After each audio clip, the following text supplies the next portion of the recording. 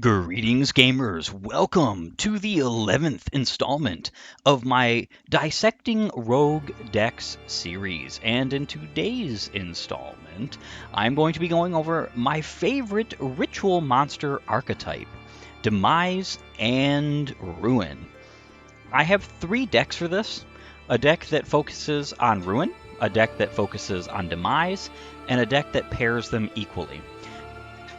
Realistically speaking, every single one of my decks has pretty much every one of the monsters, all of the boss monsters, all the Demise and Ruins are in all three of the decks. It's just that there is a little bit of a strategy to focus more so on one side or the other, depending on which deck we're talking.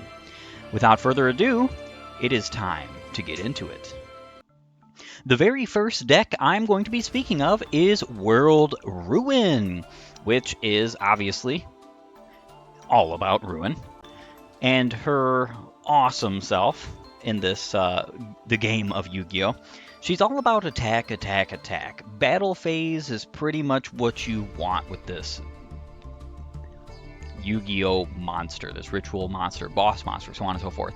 So the thing is that Demise and Ruin are always going second decks. They're always decks that want to nuke the board or battle, battle, battle. And what this basically means is that they're not good. It doesn't matter how you build them. There's no way to make them a good, competitively viable deck. There's ways to make them better than they would be, without those ways. I think I've come up with some pretty genius ideas on this concept. And there's ways to make them still usable, but they're rogue decks for a reason, regardless of how strong Demise's effect seems, or some of the other cards in this archetype. So I'm going to be showing off, of course, the fact that I'm running the Incantation engine. If you're not going to use an extra deck, the Incantation engine is the best engine for ritual monsters in the game. I really think that because Incantation has the limit in which you cannot use your extra deck as long as they are on the field, which isn't so bad if you're using a Demise and Ruin deck, because if you're using Demise, if you have him on the field, you're going to nuke the field anyway. However, most of the time, you're not always going to have access to this. In my solo Demise and solo Ruin decks that focus more on those particular boss monsters, there is no extra deck. However, I do have a fun variant of this archetype that is the combined of the two, that is much more competitive and does have an extra deck that is usable, but is also a toolbox of sorts. So the very first monster to speak of is Incantation Pencil Plume. You can reveal one ritual monster in your hand, special summon both this card from your hand and one incantation monster from your deck, except Incantation Pencil Plume. This effect is shared with all of the regular incantation monsters. I will not be repeating this effect. If this card is special summoned from the deck, you can target one ritual monster in your graveyard, add it to your hand.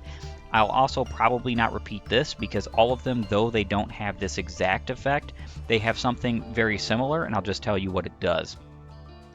You can only use one Incantation Pencil Plume effect per turn, and only once that turn. This is true of all of them.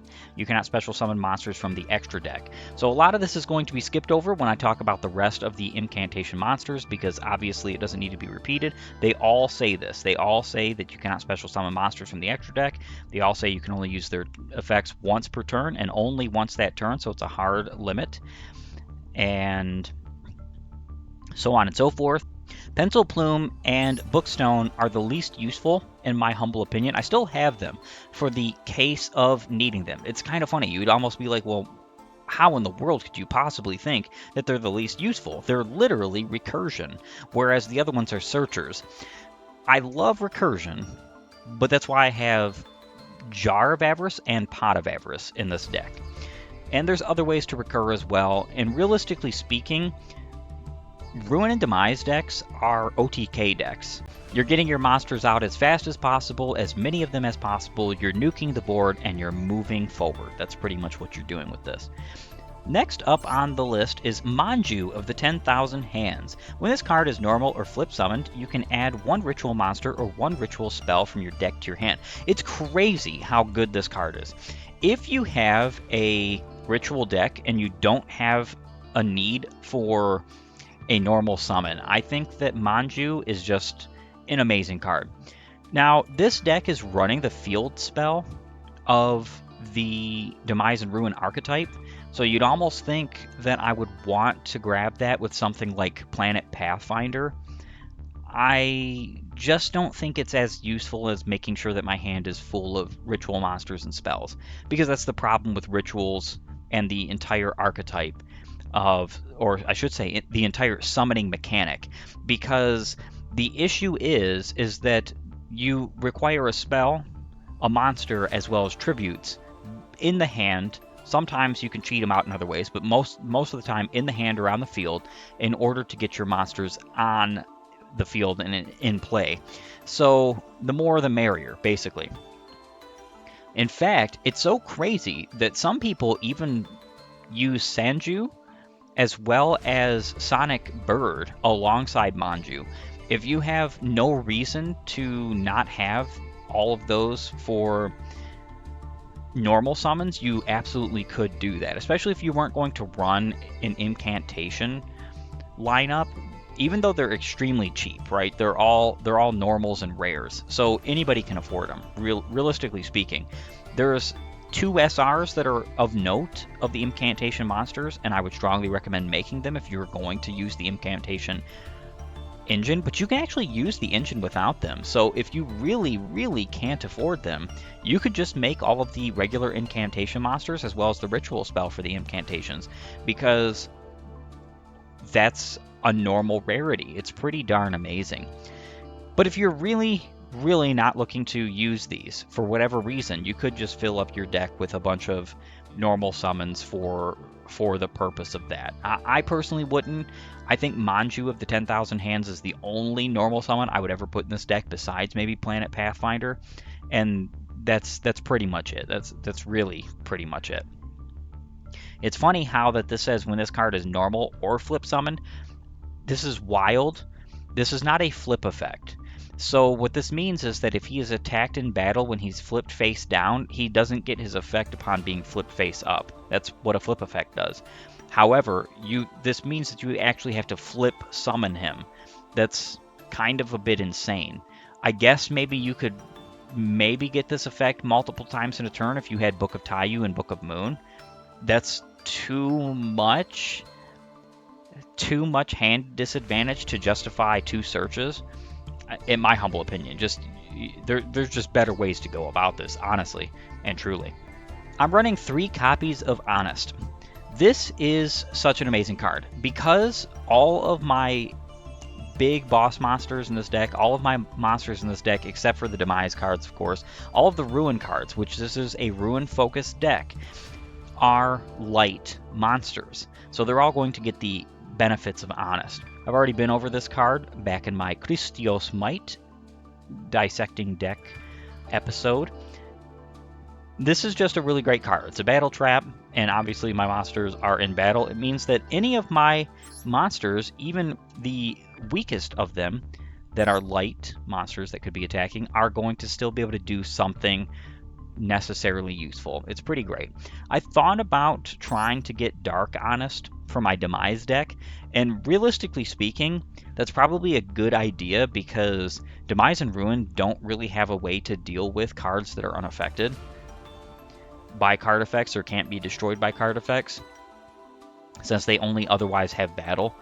So this deck is actually in a better position than my Demise deck. If my Demise deck goes up against any protection when it comes to destruction effects, he just loses. Just plain and simple, especially if the monsters are stronger than him, which many are. So I do have Planet Pathfinder. I do have 2 of them. You contribute this card, add 1 field spell from your deck to your hand. I was considering nuking this from my deck entirely, but the reason why I do have it is because I do have the field spell. This is a 48 card deck, but all of my Demise and Ruin decks are going to go second. So it's perfectly acceptable to have a 48 card deck. If you're made to go first with these decks, your best bet would be to summon out the Supreme Queen Ruin. Even then, she's only protected from destruction effects. She's not really protected from anything else. And realistically speaking, you're probably going to lose the duel if you're playing against anything remotely close to meta. Next is Incantation Kandal. So obviously you can reveal this monster, special summon this monster, and another incantation monster from your deck that's not the exact same, obviously. If this card is special summoned from the deck, you can add one ritual spell from your deck to your hand. So he's a searcher for a ritual spell from your deck to your hand, which is pretty good. Bookstone retrieves a ritual spell from your graveyard when he's summoned from the deck. And then Talismandra retrieves or searches a ritual monster from your deck to your hand when he's summoned from the deck. So those are all interesting effects. Very good. I think the incantation whole engine is just amazing. Drytrons are probably better, but they are extremely more expensive than incantations if you're going to run the whole 9 yards engine. If you're going to run pretty much all the Drytrons, then it gets pretty expensive. You can get away with running the lower rarity Drytrons, and then maybe the field spell as well as the counter trap. I think that's pretty darn good. In fact, there's a deck that does pretty much just that. It's funny though, because I don't think the field spell helps that deck. You're going to see when I get there. Next is Ruin, Angel of Oblivion. You can ritual summon this card with Cycle of the World. I'm not really going to go over this. All ritual monsters are interesting in the fact that they say you can ritual summon this card with a certain card. You never actually have to ritual summon a ritual monster with the card named on it.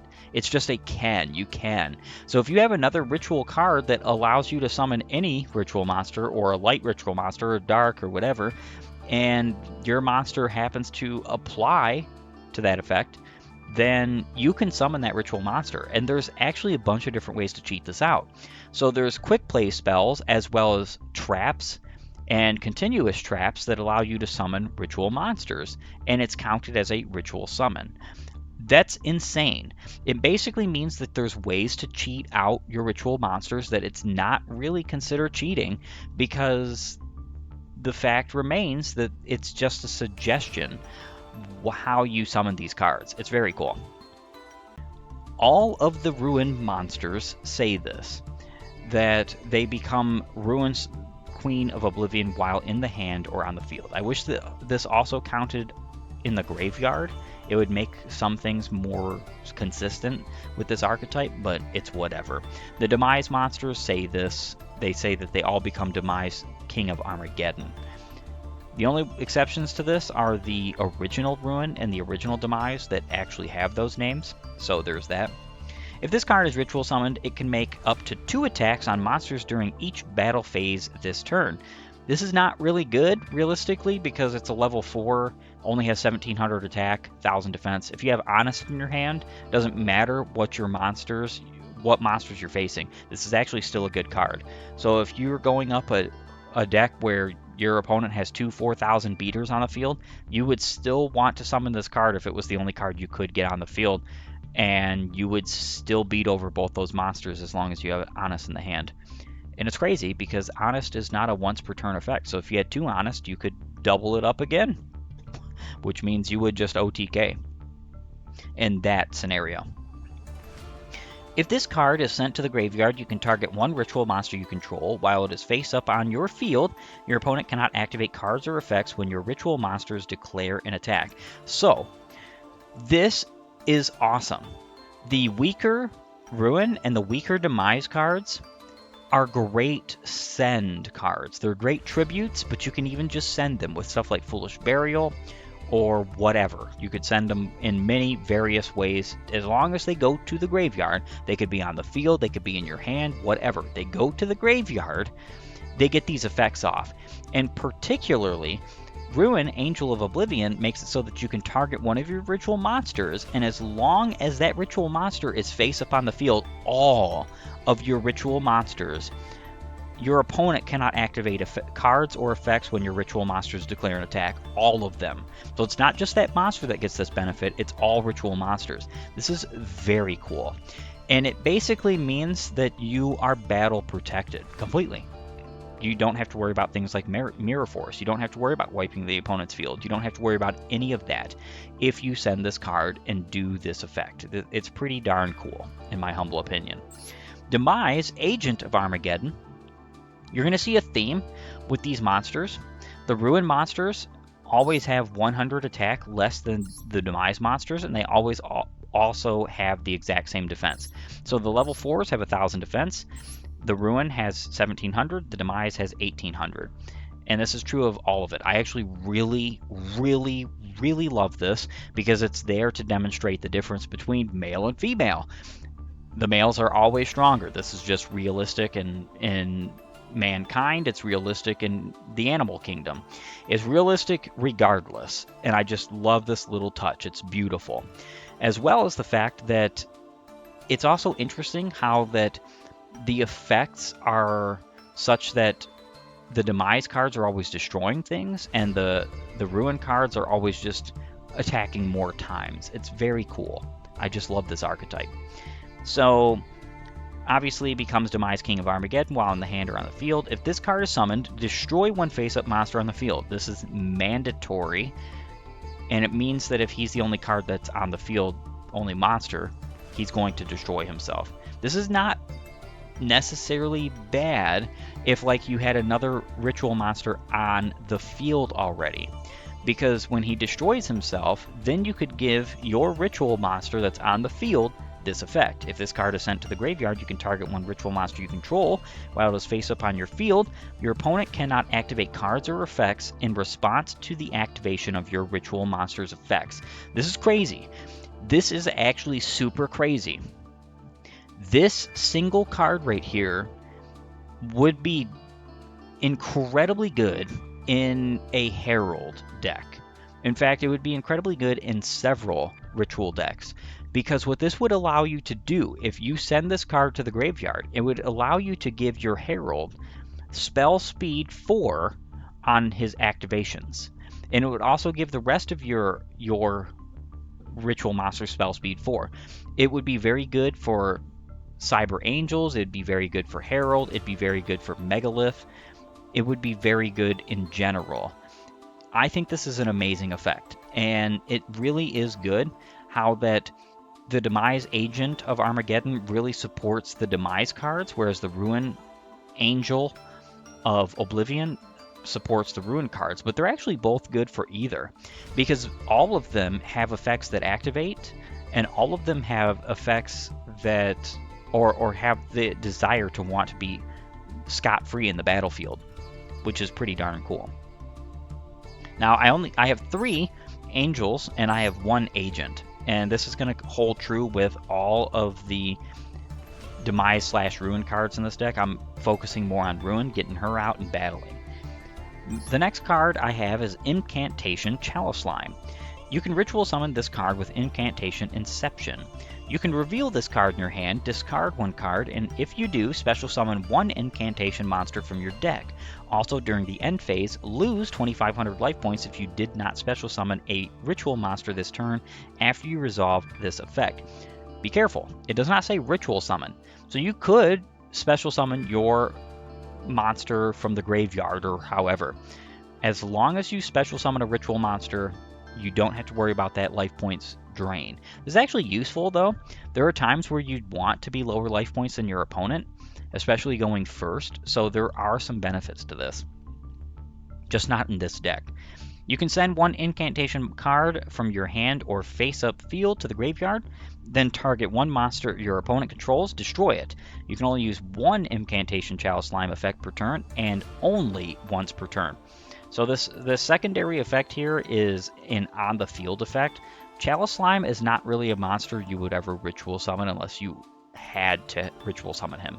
That's the only time you would ever do that, because you want your Demise, you want your Ruin cards on the field. This card is good as as hand power. He basically allows you to discard a card, which can help you, by the way, because you could discard Angel or Agent and get their effects, and you could get an incantation monster from your deck to your field, which is pretty cool for tribute fodder or whatever.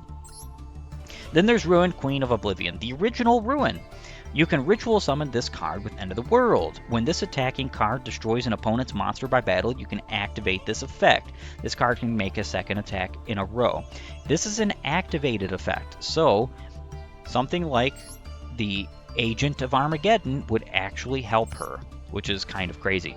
She is the weak point of the entire Demise and Ruin archetype. There is virtually no reason why you would ever summon her over the bigger Ruin, and even though she's better than the lesser of her versions, the Angel of Oblivion, I still think the Angel of Oblivion is better in the deck because of what she can do to give your monsters battle protection. Then you have Demise, King of Armageddon. You can ritual summon this card with End of the World. You can pay 2,000 life points, destroy all other cards on the field. This is not once per turn. You can continuously do this as long as you had the life points to do it. I kind of don't like this though because it's exactly 2,000, so unless you have some way to increase your life points, you're only getting this effect 3 times per duel. Luckily, there's a way to avoid this. So next is Ruin, Supreme Queen of Oblivion. She is the true boss of this deck. If you have her on the field, and if you summoned her correctly, there's pretty much nothing that you have to worry about concerning battle if you have Honest in the hand, and concerning card effects that destroy. So you can ritual summon this card with Cycle of the World. This card's name becomes Ruin, Queen of Oblivion. Yes, yes, yes, we've seen this. While this ritual summoned card is on the field, ritual monsters you control cannot be destroyed by card effects. This affects all of your ritual monsters. This is such a great thing. In fact, the combo kind of is to get her on the field and to get the original Demise on the field. And you're pretty much golden if you get that set up. If all monsters used to ritual summon this card were ritual monsters, it can make a second attack during each battle phase. So, the Demise archetype does a lot of level modulations, especially with the field spell, so this is pretty easy to do. You could even have something like your level 4 Angel or Agent on the field and use them to fully summon Ruin, Supreme Queen of Oblivion. And this means that she gets a second attack during every battle phase ever. It doesn't matter how far this goes. If this card destroys an opponent's monster by battle, you can inflict damage to your opponent equal to that destroyed monster's original attack. So you don't have to worry about being stalled out by a defensive play. As long as you can beat over their defense, you're going to get damage on your opponent, which is pretty darn cool. I love this card. I actually think, and this is wild to say this because I would have never said this when I first got the archetype, I actually think she's the best card concerning the ritual monsters in all of the Demise and Ruin archetype. Crazy. Absolutely crazy to have to say that because, you know, Demise was banned at one point. He was so meta relevant that he was in pretty much every competitive scene. It's obviously not the case now because, you know, we're talking about 2-card combo ritual decks that are actually more like 3, 4, 5-card combos compared to nowadays. Next is Demise, Supreme King of Armageddon. So while this ritual summon card is on the field, your ritual monsters cannot be destroyed by battle. So he gives all of your ritual monsters battle protection. It's actually pretty ideal to have him and Ruin, Supreme Queen of Oblivion on the field at the same time, but because they're both level 10s and the cost of getting both of them on the field is pretty hefty at times, you're not always going to see this. It's why a lot of Ruin and Demise decks will show you running 2 or 3 copies of the big bosses, because you can just use them as the tribute fodder. 1 copy of them to summon out another copy of them. And that's perfectly legitimate. It's actually one of the reasons why I only have 3, 2 of Ruin and 1 of Demise Supreme King of Armageddon, is because I also have another level 10. So I technically have 4 level 10s in this deck, so I can still do this strategy.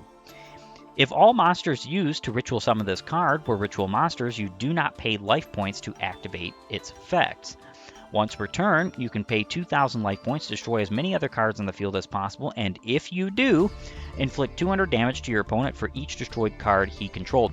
I actually think this could be each card on the field inflict 200 damage to your opponent for, and I don't think it would be even remotely overpowered. Even remotely. I do absolutely love this card. He's my favorite of the Demise cards.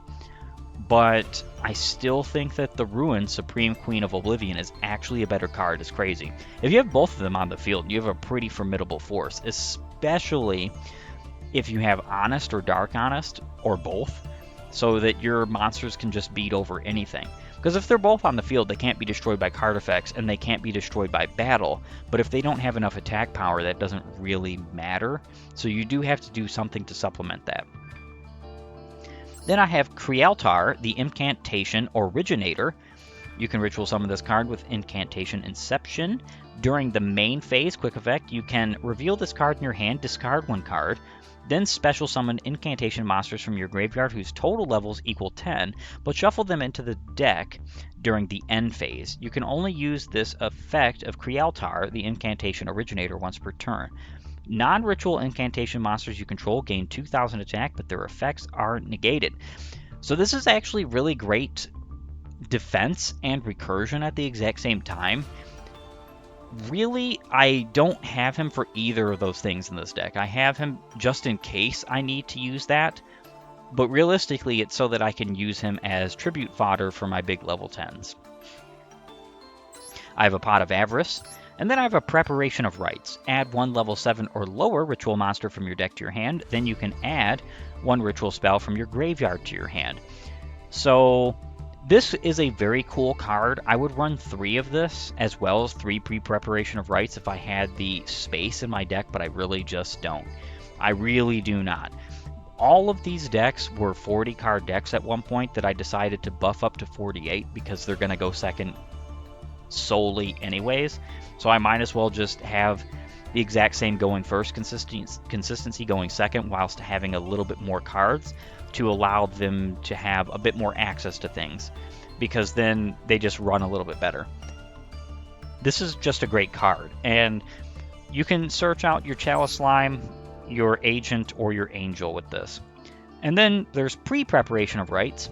Add 1 ritual spell from your deck to your hand, and add 1 ritual monster from your deck or graveyard to your hand whose name is mentioned on that ritual spell. So this means that this card can only search the original Demise and the original Ruin, because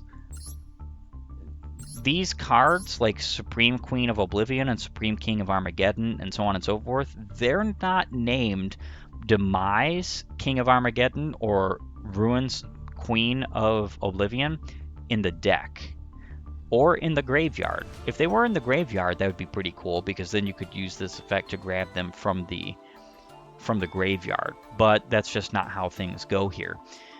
So this card is realistically more useful than Preparation of Rites is in this deck, but it is still not as useful as you'd want it to be, because you can't get your big boss monsters off this, which is unfortunate, but that's just how things go. Next is Breaking of the World, the field spell. Once per turn, you can target 1 ritual monster you control, show 1 ritual monster in your hand until the end of this turn. The level of the shown ritual monster becomes the targeted monster's level until the end of this turn, even if this card leaves the field. So this is how you can easily get your level 10 out, by having a level 4 on the field and tribute over the level 4, and that's all you need. And what's so cool about that is that your level 10s want all of the tribute fodder for their ritual summon to be ritual monsters. And this basically allows for that, guaranteed. I absolutely love this. Once per turn, if Ruin, Queen of Oblivion, or Demise, King of Armageddon is ritual summoned to your field, which would be all of them, by the way, except during the damage step, you can activate one of these effects. Draw 1 card or destroy 1 card on the field. The draw 1 card is always the more beneficial thing, but If I'm only summoning Ruin to the field, it is very likely that I could end up necessarily needing the Destroy One card factor of this. I don't have this card in my Demise deck because it's not staying on the field. I mean, technically, if I put Demise on the field with this deck, it's still not staying on the field. You get the draw, which is fine enough, but it's just not staying. I have 2 End of the World. This card is used to ritual summon Ruin Queen of Oblivion or Demise King of Armageddon.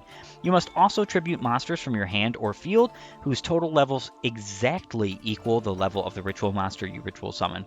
This is one of the reasons why the level modulation is so very important in this deck. They have to be exact levels for this spell to even work. Now, there is a better ritual spell for them, but it only works with monsters on the field. This is why Incantation is so good with Ruin and Demise, is because you can guarantee get 10 levels on the field with your Incantation monsters most of the time. And Cycle of the World, this card is used to ritual summon Ruin, blah blah blah, Demise, blah blah blah. You must also tribute monsters from your field whose total levels equal or exceed the level of the ritual monster you ritual summon. During your main phase, except the turn this card was sent to the graveyard, you can shuffle this card into the deck, add 1 End of the World from your deck to your hand. Then you can add 1 Ruin, Queen of Oblivion, or Demise, King of Armageddon from your graveyard to your hand. This is another reason why I would like it if all of them said that their names were that way on the field, hand, or graveyard. Just unfortunate that that's not the case. Incantation Inception. This card can be used to ritual summon any ritual monster. Crazy. You must also tribute incantation monsters from your hand or field whose total levels equal or exceed the level of the ritual monster you ritual summon. If this card is in your graveyard, you can send 1 incantation card from your hand or face-up field to the graveyard except Incantation Inception. Special summon 1 incantation monster from your deck, then add this card from the graveyard to your hand. You can only use this effect of Incantation Inception once per turn. It's actually pretty insane. This card is really great to use for your ritual summons. And then what you do is that while it's in the graveyard, you send one of your incantation monsters from the field or your hand to the graveyard. You special summon a new one out of the field, and usually it's going to be either Bookstone or Pencil Plume. Then you're going to get that recursion of those, and you're also going to get this card back in your hand. It's such a cool archetypal engine. I just love the way the incantation monsters work. Next is Turning of the World. This card is used to ritual summon Ruin, Queen of Oblivion, or Demise, King of Armageddon from your hand or deck. You must also tribute ritual monsters from your hand whose total levels equal or exceed the level of the ritual monster you ritual summon. So this can summon from the deck. However, it only works from the deck with the original Demise and Ruin. You can summon the bigger monsters or the lesser monsters from the hand with these, but you don't get to use tribute from the deck. I wish that was the case. I actually wish that was the case, because if it was, then this card would be even better. What would also make this card better is if it basically said that it treated the agent and angel, as well as the supreme king and queen, as if they are the original Demise and Ruin whilst in the deck. That this card treated them that way. And the reason why that would be so important is because then you could summon any of them out to the field with this. And that would be incredibly good. Incredibly good. And frankly, I don't think it would be overpowered at all, because we're talking about ritual monsters here. But it would just make the consistency better. There's things I would change about the Demise and Ruin archetype. I'm going to try not to totally overbloat that going forward, but it's just something that comes to my mind, and it's something that I want to bring up. Of course, I've got 1 Jar of Avarice. If it's a rogue deck, it probably has both Jar and Pot. And then I have 3 Renewal of the World. They're continuous traps that says, when this card is activated, banish 1 ritual monster from your deck. You can send this card to the graveyard, then activate one of these effects. Tribute 1 monster from your hand or field, or shuffle 1 ritual monster from your graveyard into the deck whose levels equal or exceeds the level of the monster banished by this card's effect, then ritual summon that monster. add the monster banished by this card's effect to your hand. That's the second effect you can choose. You can only use one Renewal of the World effect per turn and only once per turn. So this is basically a card that you would activate on your opponent's turn. You'd get the search, basically, of the card going to the banishment, whatever ritual monster you need. And then next turn, you could summon it by either tributing a ritual monster from your hand or field or shuffling one from your graveyard, and it has to specifically be one. You can never use more than one tribute with this card. This card is very interesting because even though it has obviously Ruin, Queen of Oblivion on the card face, this is very interesting. This is generic ritual monster support. This supports any ritual cards in the game, any ritual monsters in the game. It'll summon any of them. It'll search any of them. It's very cool how this works. Now, am I going to use it in another deck? Probably not, but it's still a cool thing that it generically supports any ritual card. That is the showcase of my deck. It is time for the demonstration. All right, going second is always what you want to do with a Demise or Ruin deck. And that's specifically because it's just the only way to really get the most use out of these cards. Okay. So I have a pretty darn good hand. I can use Talismandra here, reveal one ritual monster, special summon you, and then also special summon Kandal, which gives me a ritual spell searcher. I'm going to grab you. Then I'm going to use this effect to summon Demise, the Supreme King of Armageddon. Such a very cool looking card. Blow up my opponent's field. Goodbye.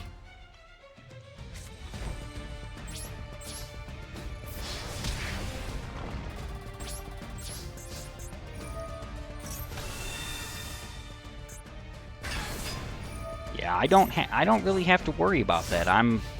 Oh, well, maybe I do have to worry about that. Let's go ahead and put Supreme Queen into the graveyard, or into the banishment.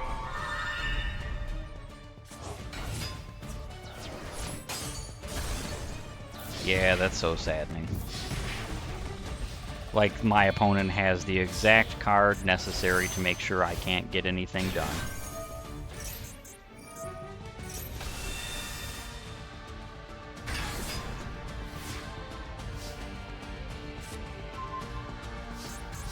But, luckily for me, it's not really going to be that big a deal. I'm going to discard a card here.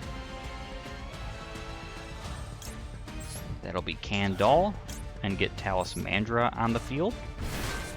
So I can bring out yet another ritual monster.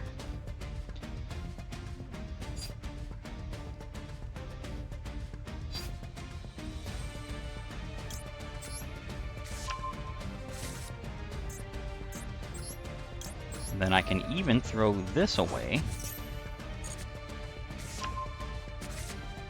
It's not really going to matter right at this moment, but I contribute him, which will put him back in the deck. Very nice recursion there. She's going to get her 2 attacks.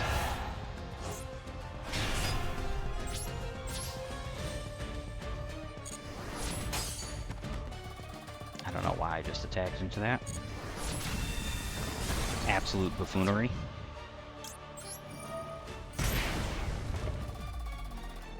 Okay. End my turn. And because of Honest, I pretty much win this duel regardless, as long as my opponent goes to battle and doesn't have another unstoppable creature of destruction. That would be hilarious. Alright. She gains 3,000 attack, and my opponent just KO'd himself. Wonderful, fantastic. I misplayed there. I should have just used the Honest on the turn that I was attacking, but it doesn't really matter. Battle Trap's still a Battle Trap, and it worked just fine. I want to thank you for joining me. If you like my content, please upvote and follow, or like and subscribe. Leave a comment down below, and while you're at it, have a great and glorious day gaming.